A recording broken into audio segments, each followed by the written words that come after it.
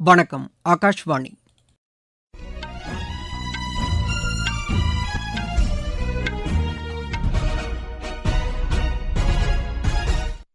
செய்திகள் வாசிப்பவர் பாலசுப்ரமணிய கன்னியப்பன்.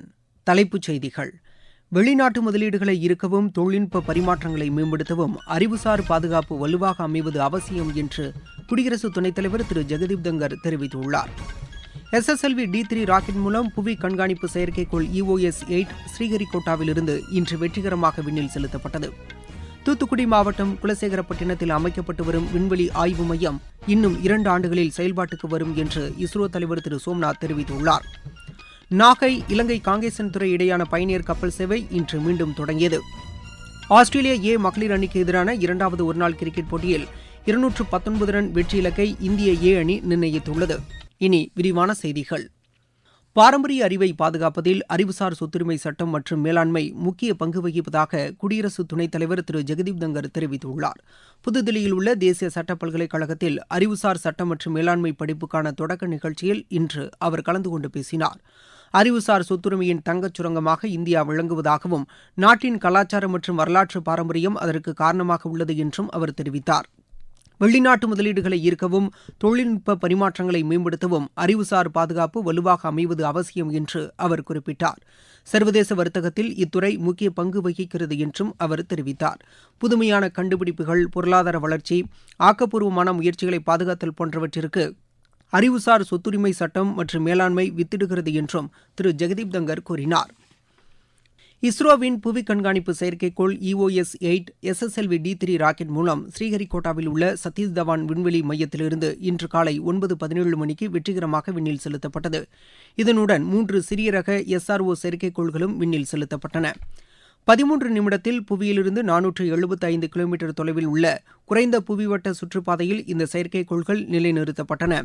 இதன் மூலமாக மிகச்சிறிய மற்றும் குறு செயற்கைக்கோள்களை விண்ணில் செலுத்த முடியும் என்று நிரூபணமாகியுள்ளதாக இஸ்ரோ தெரிவித்துள்ளது. பேரிடர் கண்காணிப்பு, சுற்றுச்சூழல் ஆய்வு, காட்டுத்தீ, அணு உலை விபத்துகள் போன்றவை குறித்த துல்லியமான விவரங்களை EOS-8 செயற்கைக்கோள் பூமிக்கு அனுப்பும். இதுகுறித்த அதிநவீன புகைப்படங்களையும் இந்த செயற்கைக்கோள் அனுப்பும். இமயமலை பகுதிகளில் ஏற்படும் மாற்றங்கள், கடல் மட்டத்திலிருந்து மேல் நிலவும் பருவநிலை மாற்றங்கள், பெருவெள்ளம், நதிகளின் வெள்ளப்பெருக்கு போன்றவை குறித்த விவரங்களும் இந்த செயற்கைக்கோள்கள் மூலம் கிடைக்கும்.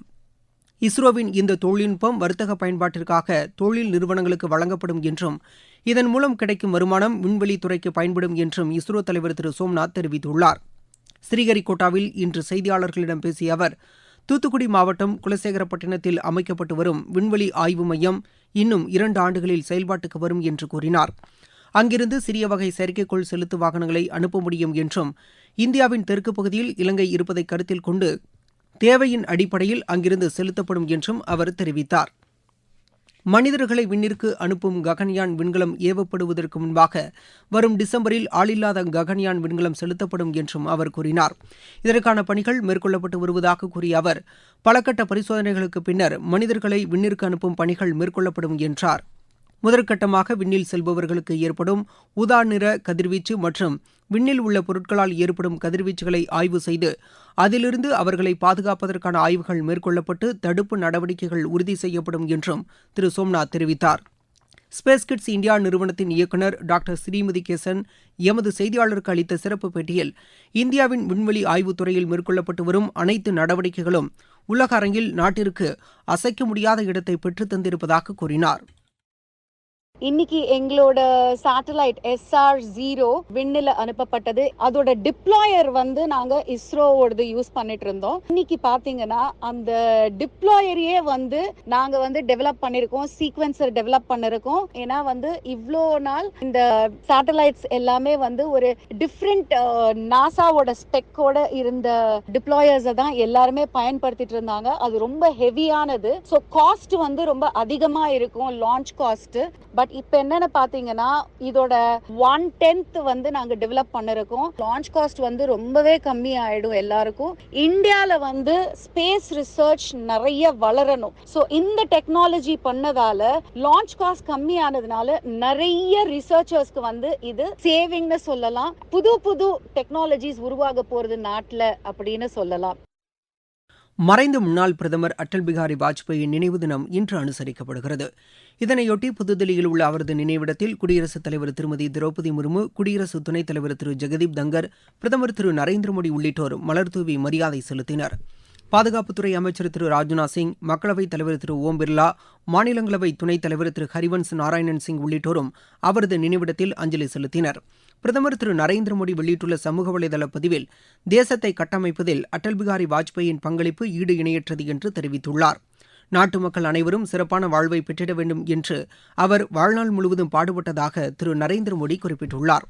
நீங்கள் கேட்டுக்கொண்டிருப்பது ஆகாஷ்வாணியின் செய்தி அறிக்கை.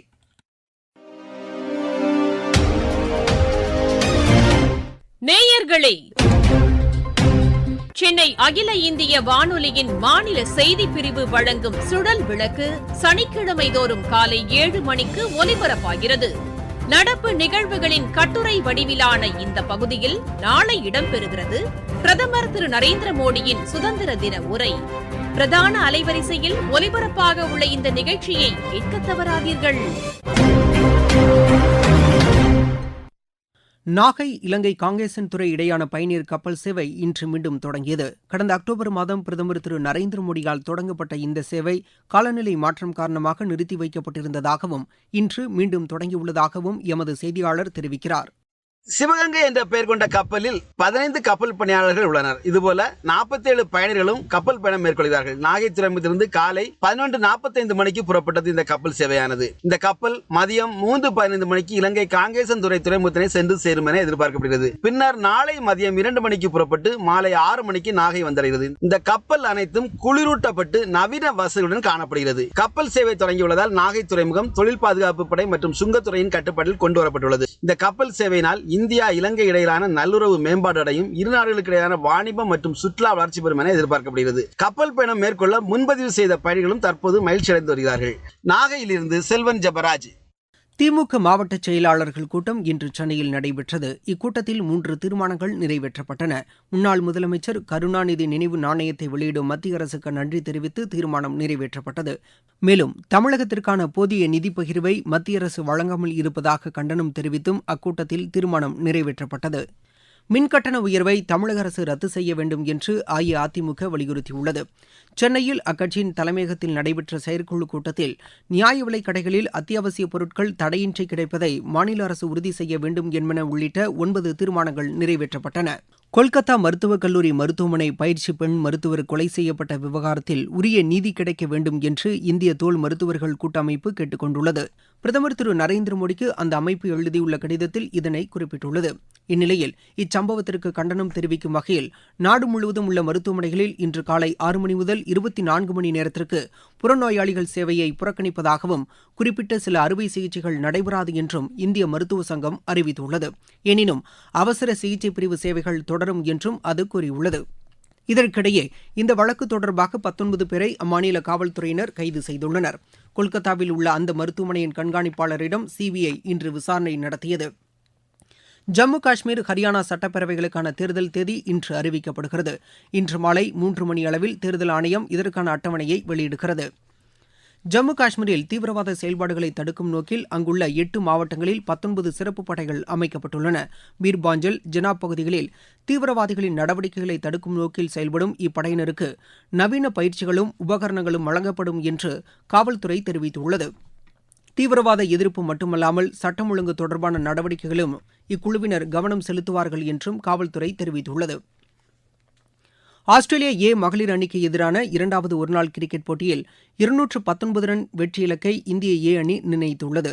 ஆஸ்திரேலியாவின் மெக்கே நகரில் நடைபெற்று வரும் இப்போட்டியில் டாஸ் வென்ற ஆஸ்திரேலிய ஏ அணி முதலில் பந்துவீச்சை தேர்வு செய்தது. பின்னர் களமிறங்கிய இந்திய ஏ அணி 48 ஓவரில் 218 ரன்களுக்கு ஆட்டமிழந்தது. மீண்டும் தலைப்புச் செய்திகள். வெளிநாட்டு முதலீடுகளை ஈர்க்கவும் தொழில்நுட்ப பரிமாற்றங்களை மேம்படுத்தவும் அறிவுசார் பாதுகாப்பு வலுவாக அமைவது அவசியம் என்று குடியரசு துணைத் தலைவர் திரு ஜெகதீப் தங்கர் தெரிவித்துள்ளார். SSLV D3 ராக்கெட் மூலம் புவி கண்காணிப்பு செயற்கைக்கோள் EOS-8 ஸ்ரீஹரிகோட்டாவிலிருந்து இன்று வெற்றிகரமாக விண்ணில் செலுத்தப்பட்டது. தூத்துக்குடி மாவட்டம் குலசேகரப்பட்டினத்தில் அமைக்கப்பட்டு வரும் விண்வெளி ஆய்வு மையம் இன்னும் 2 ஆண்டுகளில் செயல்பாட்டுக்கு வரும் என்று இஸ்ரோ தலைவர் திரு சோம்நாத் தெரிவித்துள்ளார். நாகை இலங்கை காங்கேசன் துறை இடையான பயணியர் கப்பல் சேவை இன்று மீண்டும் தொடங்கியது. ஆஸ்திரேலியா ஏ மகளிர் அணிக்கு எதிரான இரண்டாவது ஒருநாள் கிரிக்கெட் போட்டியில் 219 ரன் வெற்றி இலக்கை இந்திய ஏ அணி நிர்ணயித்துள்ளது. இத்துடன் இந்த செய்தி அறிக்கை நிறைவடைந்தது.